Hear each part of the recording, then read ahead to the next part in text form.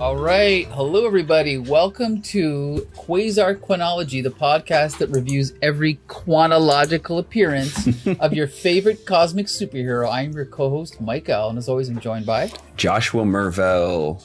And yeah, today we're going to be taking a look at issues 7, 8, and 9 of the Quasar comic book. That's right. And the significance of this first issue is that it's the first one without Paul Ryan, who has been drawing Quasar, or had been drawing Quasar for the first 6 issues, and also did that little bonus story in Marvel Comics Presents. And he was, I didn't realize until he was gone when I was reading this as a kid, but he was at least 50% of the reason I was enjoying this book. I really, really liked his art. It was, as I've said before, almost Kurt Swanish, right? Mm-hmm. And so when he left the book, I think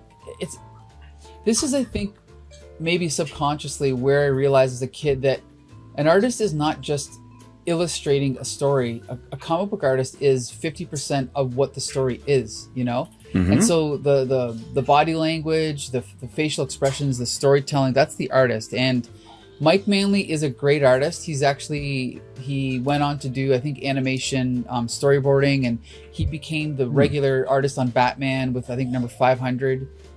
He replaced Jim Aparo, actually. It took over when Azrael became Batman. So yeah, he's a very good artist, and we can talk about that later more, but not definitely a different vibe than Paul Ryan. That's all I'll say. Mm-hmm. We can talk more about that later. But we didn't even plan this out before we started, but usually we switch off on who's going to summarize what. But if you want, I can do the first one here. Yeah, sure. Okay, so this is Quasar number 7 from February 1990, and we open up with a great splash page, one of those classic Marvel splash pages where we're just dumped into the middle of this awesome scene of this gigantic robot that's just collapsed on the ground in front of 2 brontosauruses. It's kind of funny that they make a point to call it an apatosaurus, and they say school children call it a brontosaurus, but as we know, now the name has been reverted back, so it's actually a brontosaurus. I don't know if you keep up on dinosaur names, Josh, oh yeah, but I do. Yeah. Okay, good. You do. So anyway, so we get a nice little shot of kind of establishing the scene of what's going on with Terminus. And then we get, because it's Mark Gruenwald, we get a little reference to X-Men Annual number 12, and we kind of pick up on what's been going on with Terminus. And then we cut over to 9,000 miles north. We see Quasar standing talking to Eon. And I'm just going to comment on this as we go along, but right away, this shot is a very un-Paul Ryan-esque shot. Like, it's a great shot. Mm-hmm. Looking up at Quasar at kind of an inferior angle, and he's looking down at us, heavy shadows. Again, very cool shot, just completely different from what Paul Ryan would do. So the running subplot is that, as we know, the premise of the book is Quasar is searching out a being that's a threat to the universe. But the subplot is that Eon is not really being as helpful as he can. And Quasar actually points out that he's actually doing most of the detecting. You know, he's kind of wondering why, right? And Eon's like, well, I mean, I can summon your father, and he can tell us how many you found and how many I found. And so then the other subplot is that Quasar is actually kind of jealous of the relationship that Eon has with his father. So that's kind of a cool little, subplot going on in the book. So anyway, then Quasar, ends his conversation with Eon, goes back into his office, and where he owns a business selling, security systems? Tech, and yeah. So anyway, so he's flying along, and he comes across none other than Spider-Man. Oh, and the reason that he's investigating is because Eon said that there's been a alien life form that's been popping kind of in and out of different spots all around Earth, and he can't figure out who he is or what's going on. So Quasar tracks down the source, and it ends up being Spider-Man. And as we know, because we read this storyline in Spider-Man is currently, possessed by Captain Universe, right? Right. So he's been giving these super cosmic superpowers, and what happens is when Captain Universe is done whatever goal or adventure this character, each different character is on, Captain Universe then jumps to the next person. I don't really know much about Captain Universe, but that's the premise. And so Spider-Man's kind of in the middle of his Captain Universe adventure. So of course they have a misunderstanding. They start fighting. Quasar's using his superpowers on him. Spider-Man breaks out. Quasar is shocked. They're fighting in like whatever this is, the Hudson River, and Spider-Man's lifting up an entire garbage barge and throwing it at Quasar. It's pretty cool, getting some real life New York stuff in there. So they end up reconciling their differences, and then he basically says, look, Spider-Man's like, yeah, I'm good. He's like, I gotta go, I'm busy. So he takes off, and Quasar's like, okay, see you later. Quasar goes back home. And when he comes home, he has a little chat with his dad. Then, he just gets ready for bed, goes to bed, goes to his office the next day. And then when he comes in, then he goes to this meeting, right? He goes to a meeting with a client. And then we cut away to Terminus in the mid-Atlantic coming up out of the water. It's like a little cutting back and forth kind of subplot. Quasar has a meeting with his first client and they end up buying his system, so he's all happy about it. So then he has to leave because do they buy it yet? Maybe they don't. That was the next issue. Yeah, so he does the presentation, but he has to leave early because he's getting he's sensing that there's something going on, so he takes off, and then he comes across Terminus, and I love this shot. Terminus is so big that he can step over a ocean liner. He's just gigantic, this giant Kirby-esque looking character. So Quasar swoops in and he's trying to, fight this guy. And Terminus shoots him with his, whatever this thing's, like a big spear. Spear, yeah. It's shooting this energy. And so Quasar is trying to figure out how to defeat him. And he's like flying around trying to think of what to do. So then he actually calls Spider-Man for help. And then we get this cutaway to, what's his name, Terminus's backstory and his origin. Because we got to know that, most right? Ridiculous, convoluted backstory. Right. It's Mark Gruenwald, so he's got to explain exactly what's going on. So we have references to Fantastic Four, we have references to Avengers. Then we cut back over to the present, and Spider-Man swoops in to help Quasar. They end up teaming up against Terminus, and I can't even remember what they do. Oh yeah, they basically create this giant energy platform underneath his feet and just fly him up. It's kind of a cool little sequence where we get one of those sequences where it's like, what's his name? Terminus is standing and then he's raising up in the next panel, and then the next panel we just see his feet because Quasar and Spider-Man are pushing this energy platform up into the air, and we see it's like this giant platform. And again, Terminus is the size of, he's bigger than Godzilla basically, right? And so he's flying up in the air, and Terminus is trying to shoot them, but it's not working. They're kind of like dodging him. They bring him up into the air, and then Spider-Man throws him, and then he's like, okay, well, I'm good, so I'm just going to go back home. So then we see Spider-Man kind of like flying home on an energy kite, I guess. I don't know why he doesn't just fly back, but whatever. So then Quasar's like, okay, well, I'll take it from here. So then he flies out, and this is kind of cool because he knows that the giant spear is the source of Terminus's powers. So he quantum jumps just the spear into the orbit of Neptune. Neptune, right. And then he throws it into Neptune. Then he quantum jumps back and he sees that Terminus is still tumbling through space. And again, we get one of those typical kind of weird Quasar endings where it just kind of wraps up really quickly and it kind of just ends. It doesn't really feel like an ending. It feels like an ending of a scene, not really the ending of the book, but that's pretty much the story, and that's how he defeats Terminus, and that's the end of issue 7. And Josh, what did you think of this one? I don't know. I wasn't a huge fan of it. I think maybe I'm also just like not really excited to see Spidey as well, because I'm not a big fan of the story arc with Spider-Man and getting these powers. So I was like, oh, great. Now we're going to have to deal with like this version of Peter Parker. And he's kind of being a dick the whole time.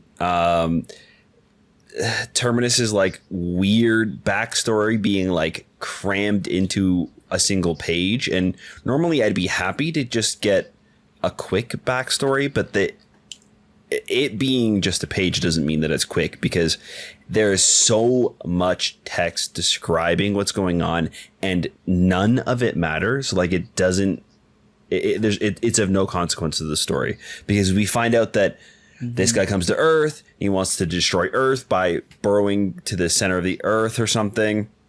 Mr. Fantastic stops him and like Mr. Fantastic stops him and sends him to the center of the earth where he's like molting in lava. And then he drags himself out of the crust of the earth. But beforehand, he finds a laboratory with the deviants in it, and he forces them to make him a new spear so that he can climb up and track down Mr. Fantastic to make him a new herald so he can go around destroying more. It's just like, who cares? Like, none of that comes up in this story, and it's not important at all.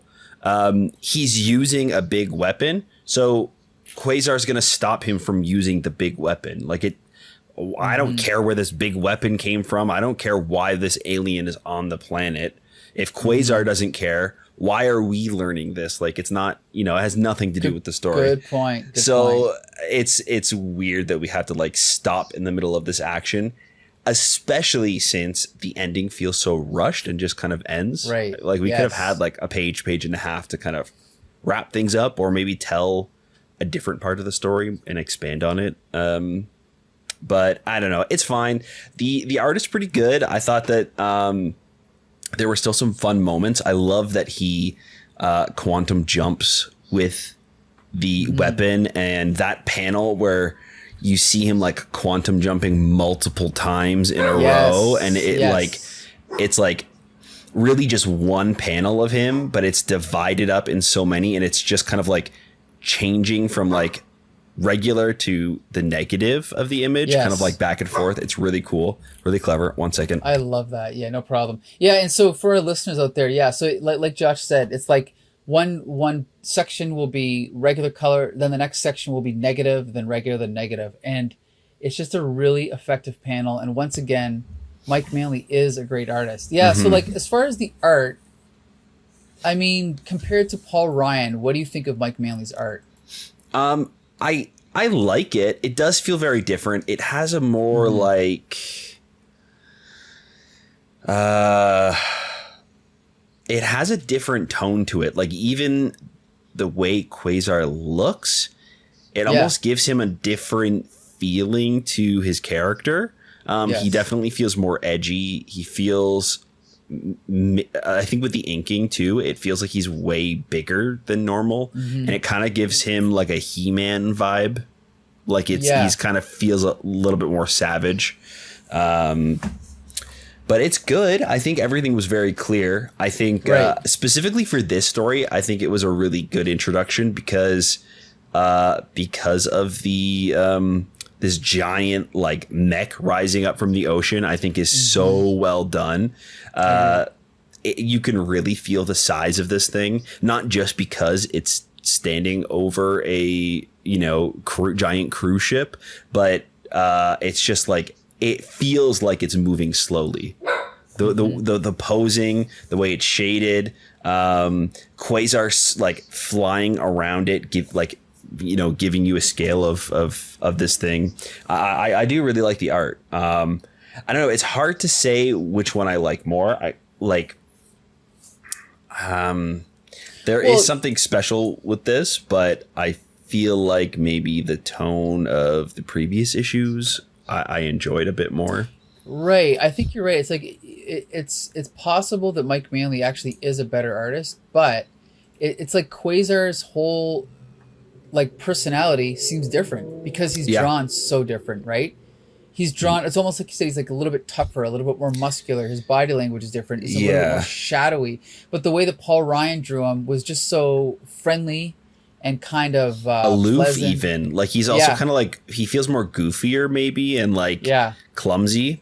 Yeah. And then this one, like, it is the same writer, but he does feel a little bit more edgy, even in his tone. I don't think he's ever been like upset at his father before either. Right. This kind of feels new. Like, we've gotten small hints that he's kind of like, oh, isn't it so weird and kooky that my dad's talking to this ancient alien? But now he's like jealous of his son, or his father, almost like having a new alien son that he likes better than his actual son. So Yeah, it is definitely a new tone. So far, I think I like Paul Ryan's tone better, but Mike Manley's art is still very good, very solid, and the moments where it counts, it's like fantastic, I think. Yep, I agree. And, oh, by the way, he also did an issue of Transformers. I believe it was number 9, so dig that up. It kind of has that vibe even too. Like it has kind of a Transformers vibe, like the big robot. The big robot. It's hard to describe like certain things, how it, like, not even just the fact that there's a big robot. It's just like the structure, like the anatomy, like how things are kind of built and have form, kind of reminds me of Transformers too. Maybe even just like the proportions. I'm not sure, but so I can totally see that. Yeah, he's probably just slightly better suited to that. But yeah, he's still really good here. So yeah. All right, so now we're gonna jump to Quasar number 8, and this one is featuring a cameo appearance by the New Mutants. And Josh, you're gonna tell us what happened in this one. Yeah. So this one, Quasar, Still Life with Metal. Quasar is flying by the New Mutants headquarters, and he kind of drops down on their base, and we see Warlock, we see Sunspot, and Cannonball, and they're all kind of like ready to attack Quasar. Like they're kind of like on guard because this hero is charging at their base. So Quasar's kind of like, no, it's fine. Calm down. I'm just here to talk. I'm here tracking down alien life forms on planet Earth and essentially just making sure that they're safe and they're not a danger. So as long as you can answer a few questions, I'll be kind of like on my way. I just want to make sure everything here is all good. So they kind of like he kind of questions the New Mutants about Warlock. He kind of learns a little bit about his species, where he's from, and he has a little laugh as Warlock is like transforming into like Marvin the Martian and all these like weird, wacky characters. It's like the alien from Lost in Space, right? The first one, and then Marvin the Martian. Yeah, right. I don't know who the third one he turns into. Is like a big mustache. It's just like a man, big mustache. It looks like a caricature of somebody, but I'm not sure who. Unless that's just Groucho Marx. I don't know. I'm not sure. Oh, yeah, maybe. Yeah. He's kind of like, all right, everything's all good here, and flies off.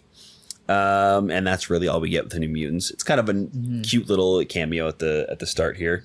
And it seems like maybe that's going to be kind of the norm for a little bit, is like we're going to start off with Quasar stopping like one anomaly right at the start to kind of introduce us to what he's up to, and then we get into the actual story. So, which is kind of cool.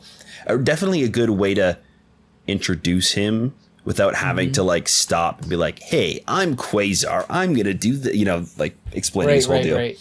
But yeah, he's flying around, and he gets another ping from an alien or some sort of like anomaly, and he tracks it down to Project Pegasus. And we kind of get a little bit of a flashback of his time at Project Pegasus as their like head of security. And also the last time he was there was during the Serpent Society fiasco, which was also awful. Yes, it was. But that was written by Mark Gruenwald, we should point out. But anyway. Right. But he shows up, and strangely enough, the doors are just wide open. So he walks in on guard, and the power is completely out in the entire base. So he's kind of searching around. He goes to his old bosses, or somebody, a doctor, a scientist, Dr. Wilburn. He goes to his office. It's also empty. So he's searching around. There's no like life support or anything in the base, so he's thinking that nobody is left here until he comes across a conference room that is like way deep down in the base. There's like a bubble there, and he finds a woman named Helen Carver, who has survived. She's a scientist, and she kind of explains that it was a normal day, and then there was like a security breach or something, and the alarms were going off, and she went back into her office to grab some files before leaving, and before she could even leave or even grab the files, or maybe she grabbed the files, I'm not sure, everything shut down and she was trapped there. So Quasar is like, don't worry, I'll save you. He puts her in a little bubble so she can breathe safely and returns her to the surface. And he goes back inside to kind of search and figure out what's going on. While under there, he kind of sees this like green goopy acid that's been burning holes in the base. So he kind of follows it to see what's going on. And he comes across this cocoon, and he creates a little, what's that called? Not stethoscope, right? Yeah. That like, yeah. So he like makes a little stethoscope. He's listening. He can hear that there's like a heartbeat. So he starts destroying the cocoon and opening it up, and he sees this costumed hero trapped inside. Yeah, can't just be a regular guy. It's got to be someone with a costume. Right. Yeah. And as this is happening, we kind of see this shadow start creeping up behind him. And it's this huge, like, robot, alien, organic thing. And it starts spitting acid at Quasar. He quickly shoots up a shield, an energy shield, but it's, like, cutting through the energy. So he's realizing that his energy blasts aren't actually going to be effective against this thing fully. So he starts attacking it. This costumed hero bursts out of the cocoon and starts helping. And he kind of explains that like 15 of his men were eaten by this thing. And due to his powers, he was actually able to survive. We don't really know what his powers are, just that he has like a shield around him. We don't even know his name. Yeah, I'm looking up right now. I can't really. He does say his name at the end. I wasn't gonna say it just because it's so ridiculous how it happens. Yeah. But this guy just shows up. No name. He doesn't really describe his powers. Just that the robot can't hurt him. And the two of them kind of just start wailing on him. And then Quasar kind of thinks back to his earlier encounter with the New Mutants and Warlock, and he realizes that this is also like a techno-organic machine. And this hero also explains kind of what he is and what his backstory is, like where this robot came from. And it turns out that this is actually an organic robot that was made from the remains of Tony Stark's suit that he got from Battleworld during Secret Wars. And he realized that on Earth it had no power, so he kind of got rid of it, but he didn't realize that it actually did have power, and all of these pieces combined together to make this like organic life form, or these pieces were organic themselves, so together they kind of created this monstrosity. So, Quasar figures out that, okay, well, if it's organic, then he can focus his energy into like something small that can vibrate really quickly to disrupt something in the mechanic. He does some sort of sciencey thing and chops off this thing's hand. After doing so, he actually sees that the hand is still alive and like walking around by itself. So he uses the hand, he grabs it and lures this robot over to a large pit in the ground that's just like full of lava, and he knocks it in. And this thing is still kind of like fighting for its life, trying to crawl out. So Quasar has to like cover himself in an energy shield and push this thing further and further and further down into this like big lava energy pit that Project Pegasus headquarters is using. And he pushes it so far down and until the point where he can't take any more. So he comes back and resurfaces, and he sees that he's destroyed this thing. And then we cut to later on.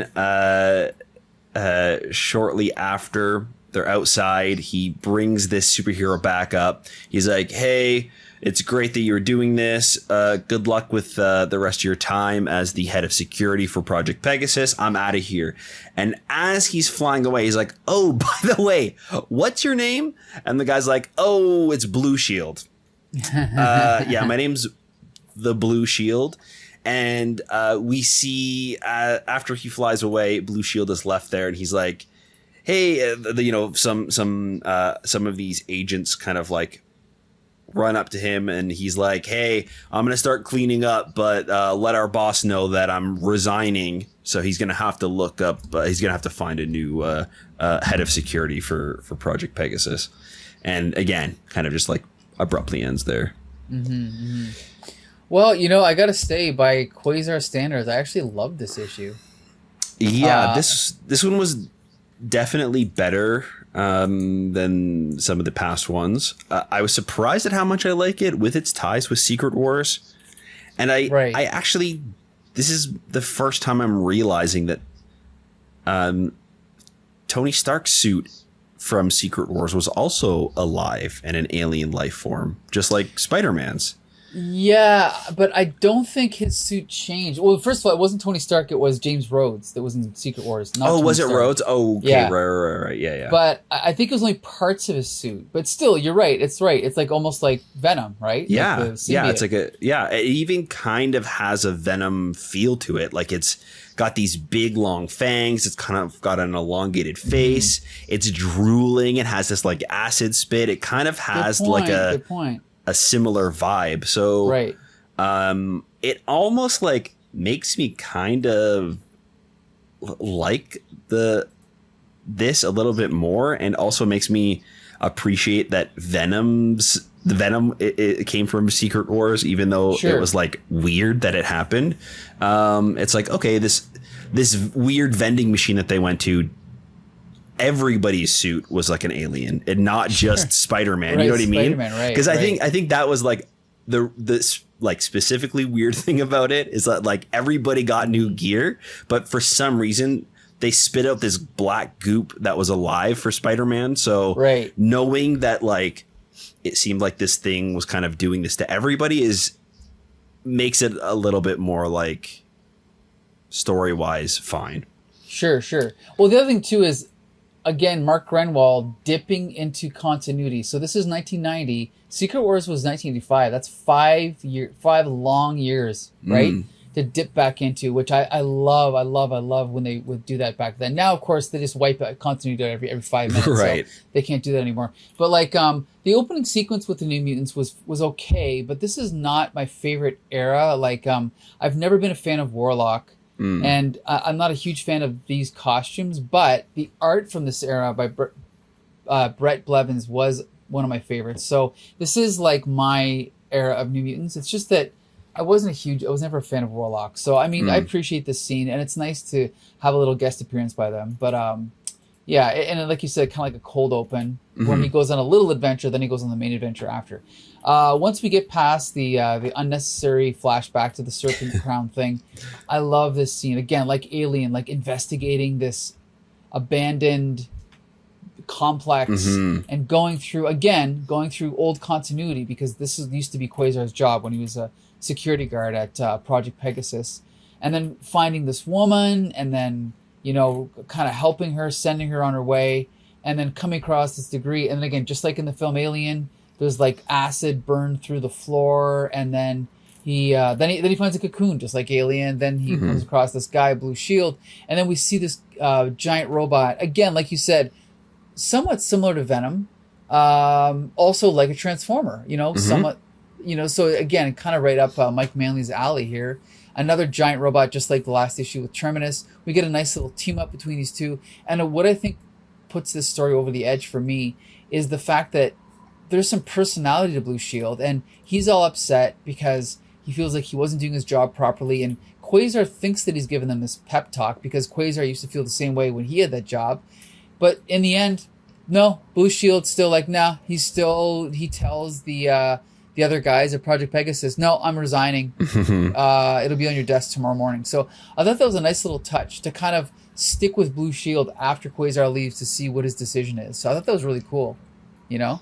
Yeah, especially for a character that I'm assuming this is the first time we're seeing this guy. No, actually, he first appeared in Dazzler. I looked him up. Oh, so interesting. Kind of like been like a C-list character for a while. Similar to Quasar, I guess. Yeah, exactly. Before he got his own book. Right, so yeah, right. I actually kind of liked it. It was just a little goofy that he didn't introduce himself beforehand, and Quasar had to, like, as he's leaving, oh yeah, what's your name, guy? Yeah. But he was pretty interesting. I also I kind of like that he stuck to his, like, idea that, like, he has now failed and he needs to resign. Like, even after what Quasar had to say, he's like, you know what? Yeah, no. I love it. Yeah. I think it also shows how different they are. Right. Especially with the flashback to the Serpent Society. And I know you said it was pointless. But thinking about it now, I probably even said it while I was recapping. But now thinking about it, I guess it kind of makes sense because that flashback to the Serpent Society thing was at Project Pegasus. And that's when Quasar was head of security. And he was immediately brainwashed and, like, ruined his, like, he was, like, head of security. So I guess it's kind of like an interesting parallel that Quasar is like, it's fine. You messed up. Who cares? You can still be the head of security here. And yeah, Blue Shield's like, no. No, I'm going to resign. So, we kind of see that he's, like, got a lot of integrity and pride in his job as well. So, right, yeah. So yeah, it's a nice little character moment. Now, did you get an alien feel when you were reading this? Yeah, I was, like, waiting the whole time too for something to, like, pop up. I was really curious to see what it was going to be.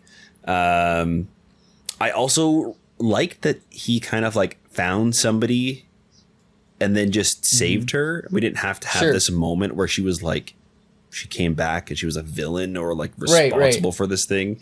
It was just kind of nice that he's like, oh, somebody, I'll save you. And then she kind of, like, gave him a tiny little bit of information without having to, like, stop the story and give you a backstory of what's going on. She's like, I don't know, I've been trapped here. The alarms went off and then everything shut down. So I don't know what happened. So then Quasar can then be like, oh, okay. So if everything shut down, that means that something must have just happened and it's probably still here. So we have, like, Quasar getting the moment to put things together rather than the story explaining to him what's going on. Good point. Which also added to, like, the suspense of, like, trying to figure out with Quasar what it is or what's going on. Right. So yeah, I thought it was pretty good. Yeah, it was definitely, I think it was my favorite of the bunch. But now we're going to jump to Quasar number 9, and I'm going to summarize this one here. Okay.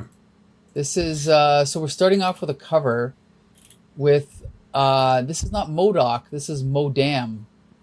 And I thought this was her first appearance, but apparently M.O.D.A.M first appeared in West Coast Avengers number 36. Oh, sorry. She appeared as Maria Trevea in that issue. Then she appeared as So-Dam in Solo Avengers 16, and then as M.O.D.A.M in Quasar number 9. Gotcha. That's all we're going to say about that. We don't need to get any more into it. But I love comics. This stuff. Yeah, exactly. So we start off this issue. Quasar is in space above the Earth, and he's got an energy bat, and he's batting an asteroid, right? And he's kind of, like, talking to Eon and his father, who are in, like, an energy bubble in space with him, and he's kind of just, like, talking about how he's kind of having fun, and he's like, oh, well, I'm not really good at baseball. I just wanted to see if I still wasn't good. You know, kind of, like, joking around about it. But so he deflects this asteroid, then he has a little conversation with his father and Eon, then he takes off. And then we cut over what? I just it's ridiculous how on the nose it is. This whole beginning scene is. Right. Well, yeah, I mean, what is it specifically? Do you want to talk about something here? Or? Yeah, sure. I think it's just so on the nose that the son is like playing baseball. Like, come on, Dad, what do you think? And then the dad is too busy talking with like an alien that the son is jealous of. Right. But I think this kind of like weird, corny story works for this issue. Like, I feel like everything in this issue is like cartoonishly goofy. Like, everything is pushed so far. Like, even the next thing that we're going to be talking about, like this company being like, yes, we're evil and we're going to shift over to making bombs and all these weapons for all of you evil people. It's like, what? This is so insane. I love it. It's kind of one of those things where a writer gets an idea of how to change the status quo of a villain or a hero, and then it's almost like he puts his own explanation of the idea into the story. Instead of Quasar discovering like a detective, like, oh, it turns out AIM is not doing that anymore. Now they're just selling weapons. Instead, we just have this guy explain it flat out, right? Right. So it's not the greatest way to execute the idea, but and he's having like a big bad guy convention to show off the fact that he's actually going to be selling stuff to them now. Right, exactly. So then he introduces, we get some cameos of Madame Mask and some others, the Serpent Crossbones, Society. Yeah, Crossbones. So then the bad guy introduces M.O.D.A.M, which, like we said, is like M.O.D.A.K, except it's a woman. So giant head in a tiny little kind of robot body. So it's kind of cool. And then afterward, we find out that AIM has been hired by Dr. Minerva and Mr. Atlas from Xenotech to find out and or capture Quasar's quantum bands because they want them, right? Mm-hmm. And so then we cut over to Quasar finishing up his presentation from 2 issues ago, actually. And it turns out that he gets the client, so this is his first client, so he goes home, and we get a nice little soap opera moment where Kayla, his secretary, is so happy that she jumps up and hugs him, and then we kind of have this awkward sexual tension between them. And again, we talked about how Mike Manley is the new artist. This panel of him and her looking really embarrassed is definitely less subtle than what Paul Ryan would have done, right? Right, He's kind of like tugging at his collar and like looking up. But again, Mike Manley is a great artist, but Paul Ryan is just more subtle with facial expression. His face is like colored red too, so it's like, Right. Yeah. So then they make plans. Okay, he's going to take them out for dinner to celebrate their first client. But then we cut over to a ship flying over the Statue of Liberty, and then M.O.D.A.M launches out of the ship, and then Quasar detects a power surge. So then he has to leave his office and tells Kayla, I'm going to be late, so you and Ken can go without me, and I'll meet you later. Then we have a little Superman moment where he goes into the stairwell, and then he rips his shirt open like Superman, and then flies away, and the people in the building, Quasar flies by so fast that they just assume it's the Human Torch because actually his office is in the Four Freedoms Plaza, which is the FF's headquarters, right? So then Quasar flies over to the Statue of Liberty, and he finds this doohickey there, and he tries to figure out what's going on, but when he touches it, he gets kind of like electrocuted. Then M.O.D.A.M comes out of nowhere and starts attacking him, and Quasar's still trying to wrestle with this thing. It looks like almost like a surveying thing, like a big tripod with like this thing on top of it. So anyway, so then we see from M.O.D.A.M's point of view that she sees in like spectral analysis. I don't know if she always sees like that or if she's analyzing him. No, she's analyzing him. Okay. And she's trying to figure out how the quantum bands work, right? So then Quasar is like, shooting back and back and forth. And like, they actually blow off some of the things on the Statue of Liberty's crown. Right. Like, and so there's actual damage to the statue. But then Quasar uses the energy to focus his thoughts and ends up shooting off M.O.D.A.M's robotic arms, right? Which is kind of, she's shocked by, obviously. So it's kind of a cool little scene. Then he flies away, and we get, a little callback to the opening of the issue. He generates a energy baseball bat again and bats away the energy that she's shooting at him and like kind of fires it back at her. And then she ends up tumbling away, and then he captures her in like his energy And that's pretty much the end of that battle. Then we cut back to AIM, and we find out that they feel the guy from the beginning who was doing the presentation kind of feels like ashamed that they didn't accomplish their mission of capturing the quantum bands. So then he said, he's going to return the money, and he basically says, if we cannot cobble together something to appease our alien clients before the deadline, we'll return their money, but contract or no contract, those quantum bands must one day belong to AIM. So maybe that's a little seed for an upcoming subplot. We'll have to find out, right?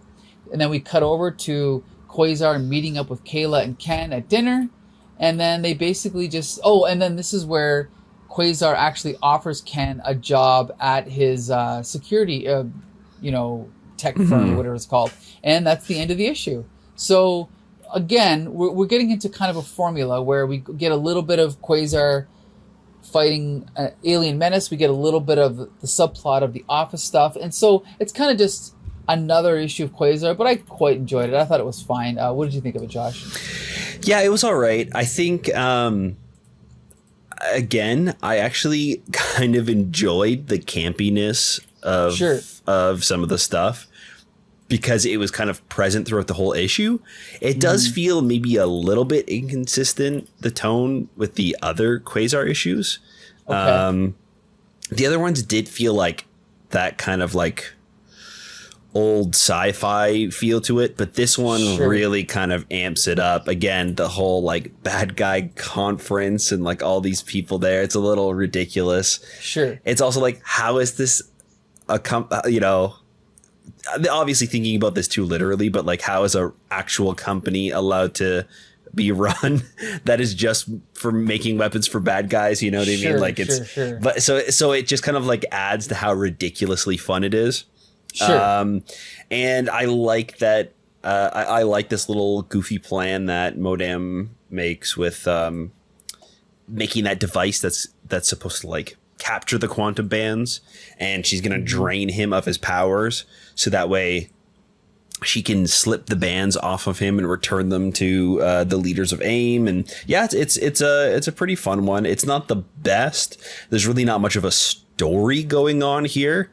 It's just kind of like setting up AIM as a new villain for Quasar. Not much else happens. Right. So kind of formulaic, and like you said, not much happens in this one. But I still thought it was enjoyable, especially because we got a little bit of the developing Kayla. That's her name, right? Kayla? Yeah. Yes, Kayla Valentine.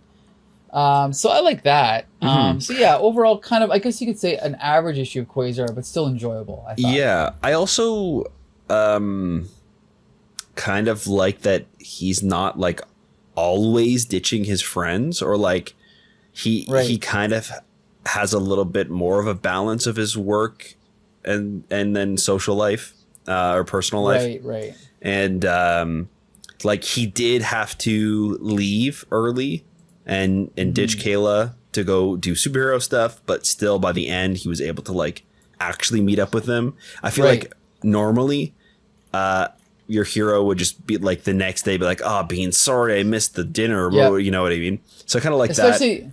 Especially if it was Spider-Man, he would have dismissed it. Yeah, for sure. And then like the previous year, the 2 issues before, he had to leave because of he had to leave that business meeting where he was trying to sell the equipment so he can go battle a big giant robot. And in this one, he has a second chance to win them over, and he does, and it's very successful. So I kind of like that. It's like we see him balancing a little bit more.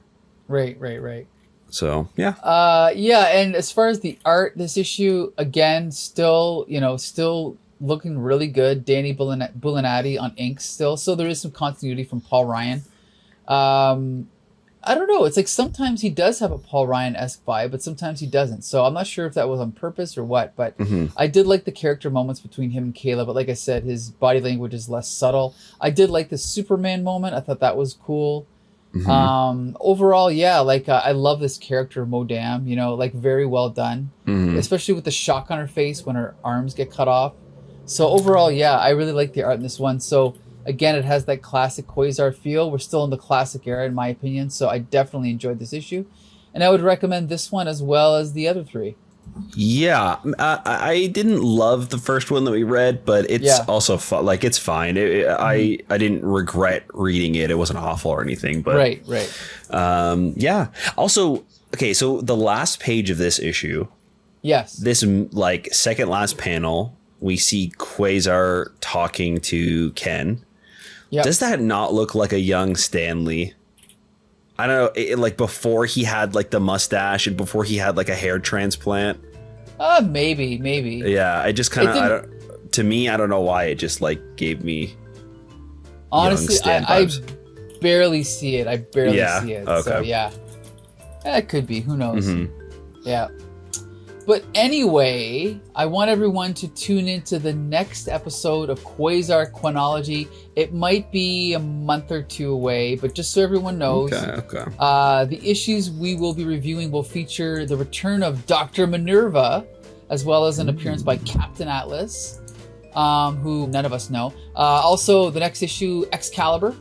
And then in Quasar 12, we'll get an appearance by Wonder Man, who I hate more than any other Marvel character. So there you go. So looking forward to those reviews. Lovely. Make sure to join us for that, as well as every episode of Slam and Tape Crusaders and the upcoming movie reviews. So Josh, you can take it from here.